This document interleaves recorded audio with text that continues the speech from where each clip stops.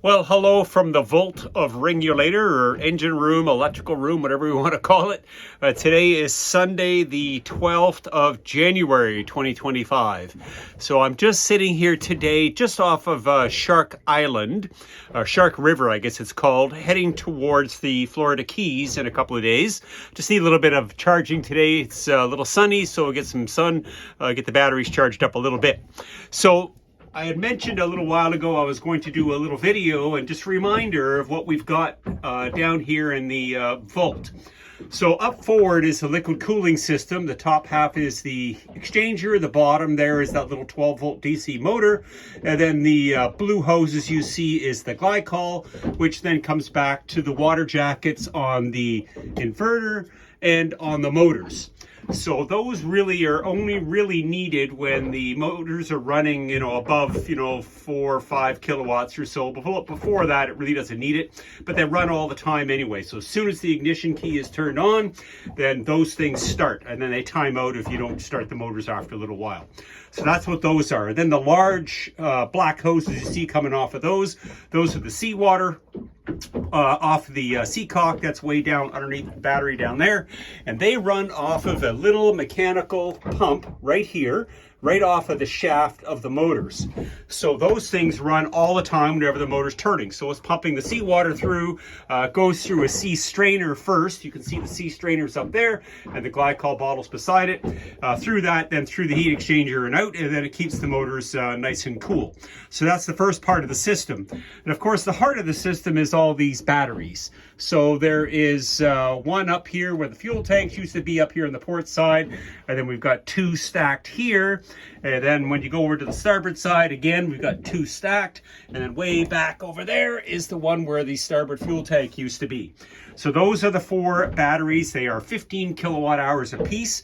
It's written right on them, 15 kilowatt hours.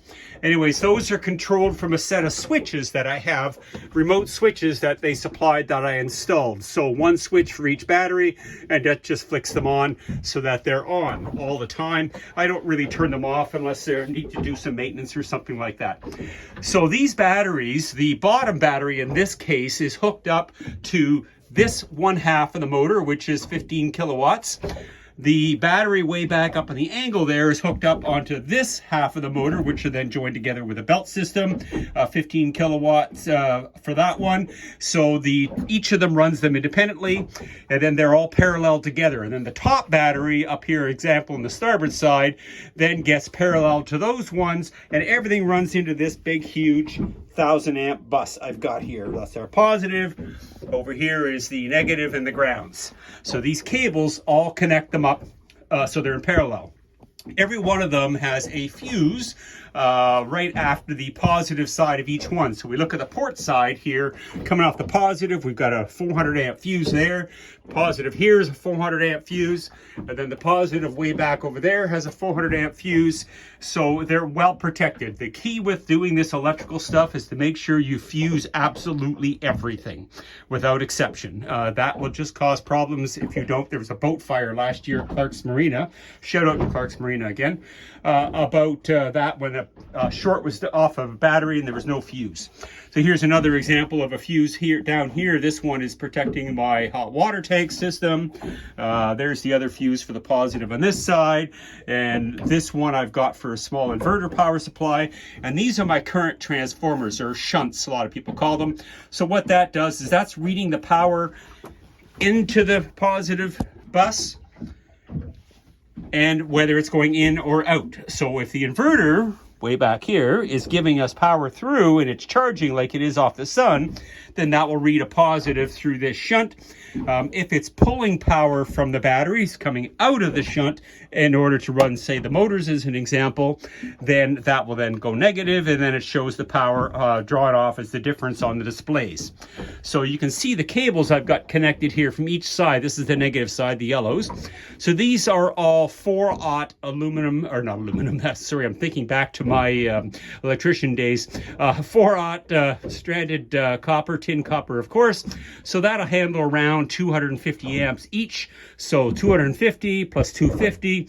So that's around 500 amps it'll take as a minimum of power going into these things. These motors on peak will draw 575 amps when it's full out. Can't maintain that very long if you do the math on it. So 15 kilowatt hours per battery, add it all up, that's 90 kilowatt hours.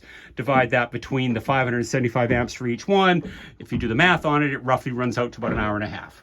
So the other thing you'll see on here is switches. So these are 900 volt switches, 900 amp switches, I'm sorry, which then go through into a relay. So when the ignition is turned on, which I have up at the helm up here or up on the flybridge, then this gets closed off, the pumps start, and then they're ready to start running the motors when you turn up the throttle. So again, you can see them, they're all paralleled off together for another set. Switch for each one of the motors just to make sure they've got an isolation for those. So that's how the whole thing works. So one battery for each half of each side of the motor, and then the other side is does the other half of the motor parallel together running through. And the other thing to keep in mind is that these things are direct coupled. So the shaft off of these motors is direct coupled to the shaft of the boat. And of course, these inverters are DC, so they bring in 48 volts DC and they put out 48 volts AC, three-phase, 1, 2, 3, or ABC, depending on your likeness of those. And to reverse an AC motor is simple. All it does is switches any two wires, and then the motor goes in reverse, so then you have reverse or you have forward on the boat. That's all it is. Nice and simple that way.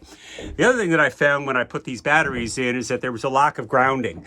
So there was no grounding bonding off the cases of these, so I had to add it. So I added lugs onto each one of the batteries independently and the motors, and every one of those grounds comes back, lugs, grounds, comes back into the bottom half here. So it's all into a common point. And the other thing to keep in mind is down here is the AC ground from my AC panel up here. The ground for it, one ground only. Remember the rule is bond everything ground once.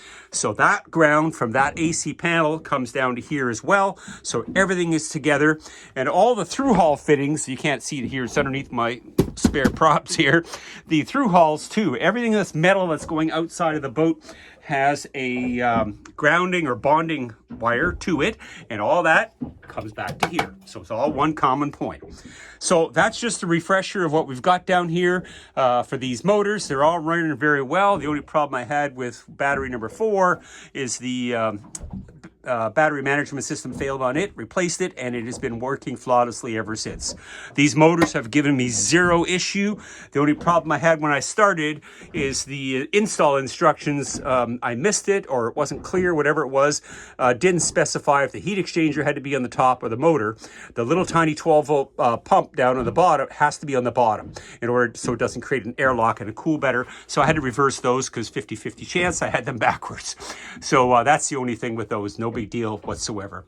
So that's it for the main system down here. If you have any questions about those, just send me a note in the comments and I will answer. I answer all the comments. Just if somebody has questions about what I've done, some of the specifics and how it all works, then just send them off, and we'll talk again soon. Take care.